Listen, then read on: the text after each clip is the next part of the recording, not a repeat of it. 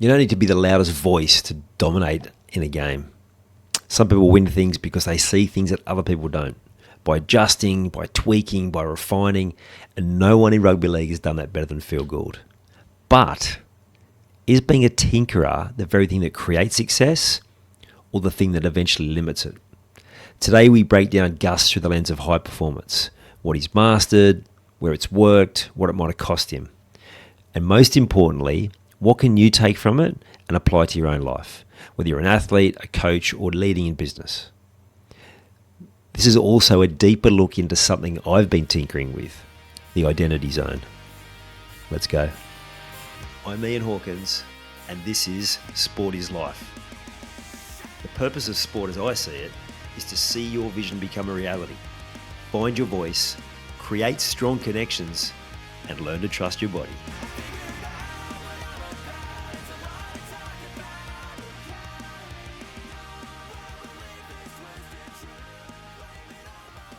This year I've heard a number of journalists and people in the media talk about Phil Gould and the Bulldogs and talking about how he's tinkering, how he's continuing to try and find the right formula and having a fair influence on selections and signings, as you'd expect for the general manager. And it made me think about a couple of different things, and one of them is this concept of being the tinkerer. I do a lot of work around personalities, and I always love diving into looking at how people operate. Something I've been fascinated with my whole life, about why people act the way they do, and why some people can get along with some people or not others. And it led me down a path of doing a lot of work around personalities and strengths and challenges for different people, and I've been doing a deep dive of that since about 2013, using different profiling tools and in the process of creating my own. And I want to tell you a little story about Gus the Tinkerer. So in 2011, he was put in charge of, became general manager at the Panthers. And we all know the story, 5-year plan. And he was going to build a plan that was going to deliver success to the Panthers within 5 years. Now, he may have got the timing off, but there is no doubt that the systems that he put in place have been a massive part of the success that they've had out there in the last 5-6 years. Now, he likes to tinker. He tinkered with the coaches. So 2011 wasn't long before he moved Matt Elliott on, and I remember there was an interview, and he said about his meeting with Matt Elliott. He said, I spoke to him, had a meeting with him, and I didn't really understand what he was trying to say. So there's obviously a personality, a communication mismatch there, because there's no doubt that Matt Elliott was a successful coach. He had some great years at the Raiders, and having spent some time with him personally in the last 12 months, had him on the podcast. He's a very clever, articulate man who knows a lot about personal development, but also the game of rugby league. So there was some sort of mismatch there. So he gets in Ivan, as history will show. He saw something in him that would prove to be a successful formula. But what came next was some interesting things. And it was this tinkering and Gus having a fairly hands-on approach to the whole system. And without knowing the details, I imagine from what we've seen in more recent times that he was pretty hands-on with the whole coaching setup and how things were run. And of course, it's famous now that Gus got rid of Ivan Cleary in 2015 because he needed a rest, he said. Now, Ivan disputed this even at the time, so you sort of join the dots that he was effectively sacked. So more tinkering. He gets in Anthony Griffin, who has some pretty good success. And then Ivan ends up at the Tigers, Again, we know that story. He basically an ultimatum to the players: get on the bus, otherwise on your way.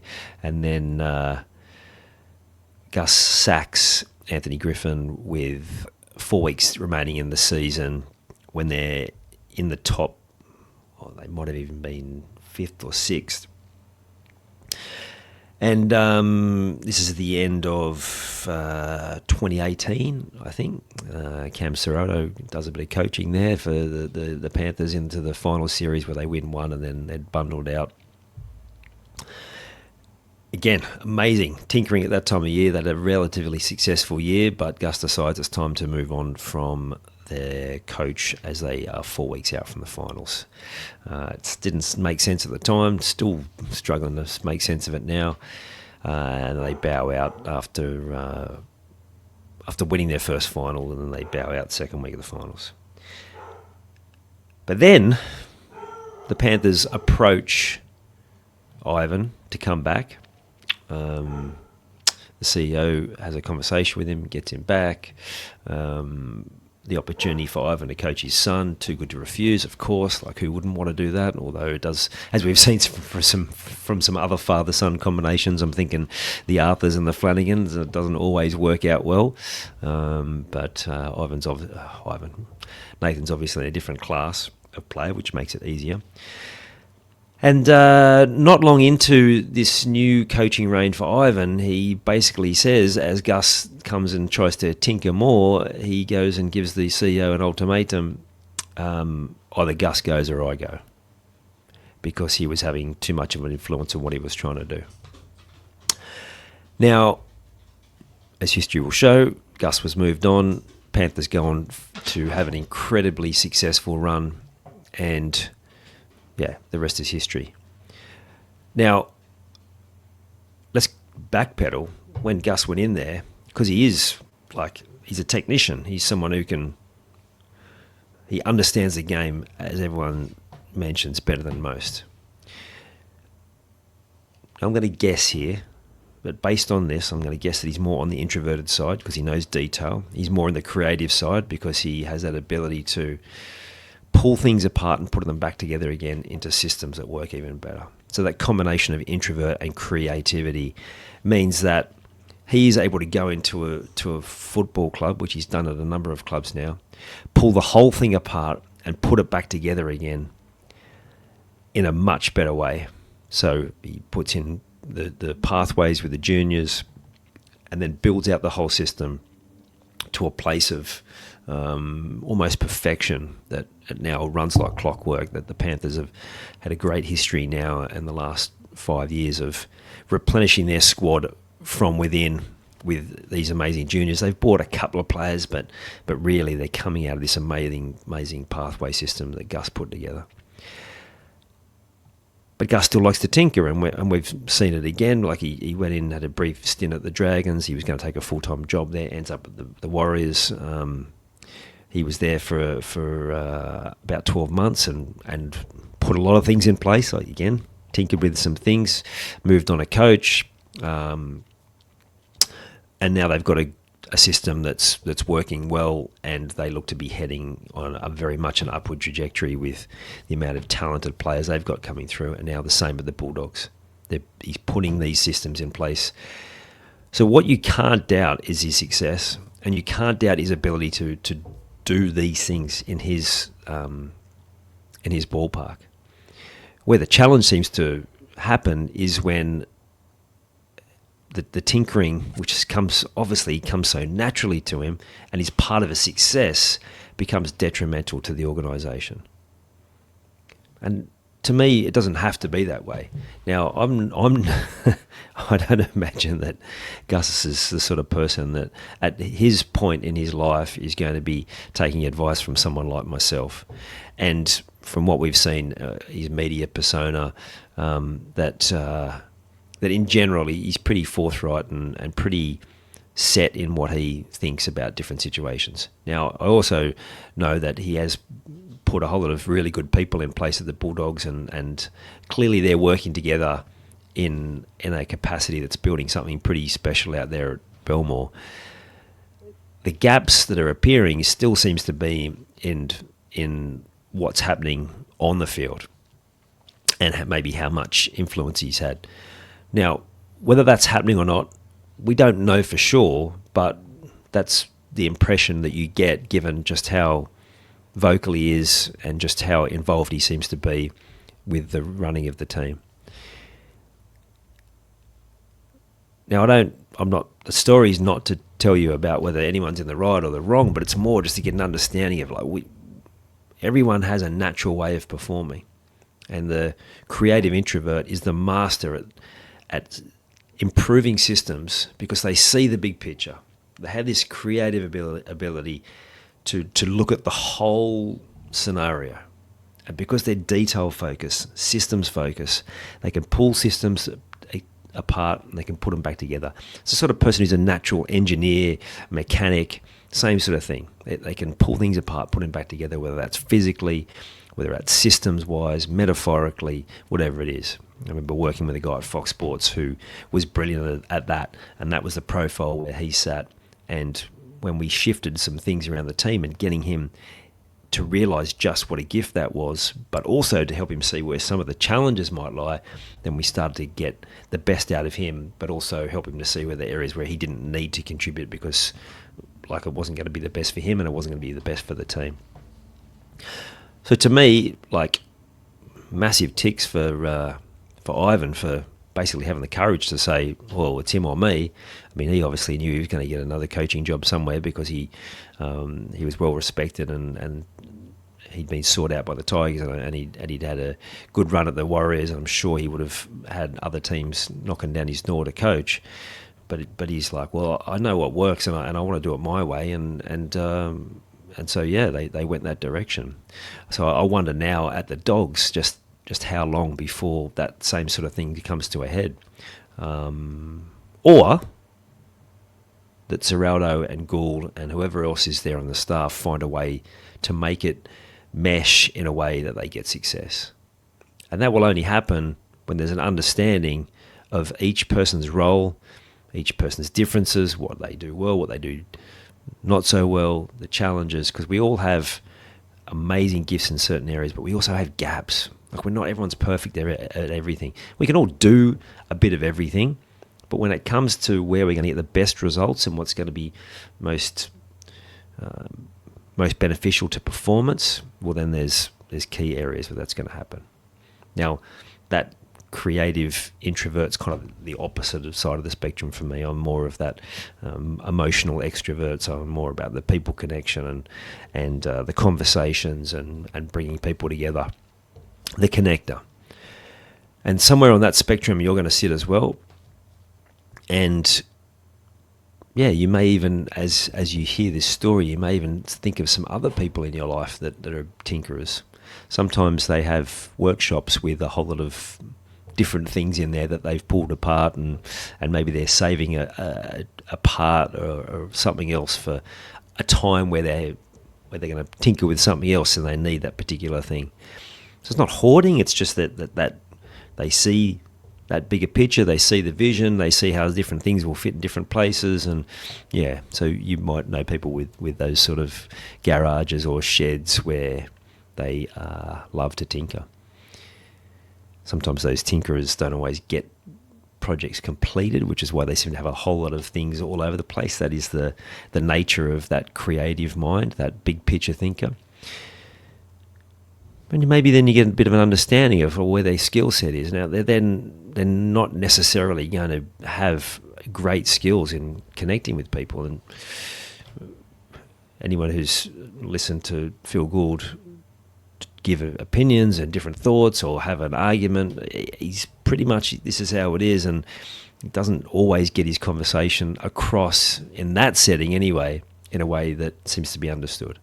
Now, no doubt that he can still have great conversations with people and have a great connection, because there's a lot of people that have great relationships with him. It's not to say that he can't do that, but it's just where he gets the best results. And to me, from everything I observed, it's that space, the technician, that ability to see the detail of how something works and be able to rebuild it so that it fits perfectly. So it will be interesting as a fan to watch how it all unfolds. Wouldn't surprise me at some point if he then takes up the reins at another club, and it wouldn't surprise me in the slightest if we see tremendous success at the Bulldogs over the coming decade as the systems that Gus is putting in place come to fruition. And then we look at some of the other sort of characters in the NRL. It's almost like you need someone like Gus to go in there and build out the pathways, and then you need someone like Ivan to deliver, or maybe even Madge just to come in and break that premiership hoodoo. Someone who can come in and do a very specific job and again do it their way, the way they want to. As always, thinking about how you can apply this to your life. Where are those places that you show up the best? Are you more that big picture, that more of that visionary thinker? Are you more emotional? Are you more into precision, into detail? Or are you more a communicator, a collaborator? Or maybe a combination of those? And I'm sure there's some of you sitting there thinking, well, I can do all of those things. I'm good in all of those spaces. And I would challenge you to have a think about which are the areas which if I said to you tomorrow, you can only choose one or maximum two to spend your time, which ones would you choose? Which one's going to give you more energy? Now, I'll give you an example. I was really good at maths growing up and into high school, and I could do it. But then I get into corporate and I'm doing roles where I've got detail focus, and I couldn't work out while I was tired all the time. Now I could do it, and I was really accurate, but it just wasn't energizing. But then as I went into more leadership roles and in more conversations, working more from a team perspective and with other big picture thinkers to sort of make things happen from that team perspective, suddenly I'm more energized. I'm getting better results. My career's progressing. Well, it's not because I couldn't do both of those areas, but because of one of them just helped me get better results because I was much better at it. So thinking about those four perspectives, whether it's more the introvert, precision element, whether it's more the extrovert, communication aspect, or maybe you're a combination and you're more of that big picture thinker. You're more in that innovation space, the creative big picture thinker, or more of that emotional place, more of that sensitive sensory area where maybe you can go between extrovert or introvert at different times. And that's where you're going to find your best performance, in one of those. Now, like I mentioned earlier on in this episode, I've been doing a fair bit of work in this space of building out a profiling tool with all that I've learned from using other tools and everything I've joined and added along the way, everything I've connected, being that connected profile. And soon I will be releasing that. It's a sports. It's obviously from a sports perspective, but also how it applies to every area of your life as well. For those of you who are listening here, you can obviously have some sort of sport background, sport interest, and even if you're coming at it from a business perspective, a work perspective, a family perspective, a coaching perspective, having that understanding of how you operate at your best, how you perform at your best, how you get the most consistency, how you have more flow, spend more time in the zone, is going to help you. And this system, this particular tool is going to help you map that out in a way that covers you in all of those areas, but through that high performance sporting lens, using language that you not only know, but you love, that you really can get yourself into. And that will be coming soon. I'm pretty sure at some point, maybe 6 months ago, I said I'd be finished in a month or two. I haven't progressed a lot since then. I've had a lot of personal things that have come up that have needed my attention, some other projects that have taken up time. So I won't be making any promises about the time frame, but I will say if this is something that you'd love to be part of from day one, let me know and I'll put you on the list.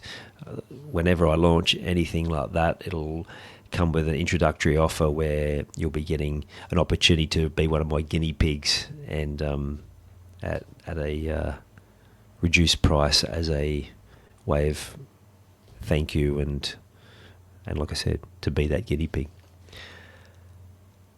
So I hope you've enjoyed this short story about Gus the Tinkerer and how maybe you can apply that to your life, and maybe even just getting you a little bit curious about where you might sit on that spectrum and where you might get your best results. As always, it would mean the world to me if you could subscribe, follow. If you're on Apple, leave a review. The more reviews we can get, the more people we can get in front of, the more we can create more positivity in the world through something that, in a way that only sport can. See you next time. You've taken the time to listen to this whole episode. Now it's time to take action. Commit to one thing you've learned today and make it happen. And to avoid any obstructions, join the Sport is Life movement by clicking on the link in the show notes.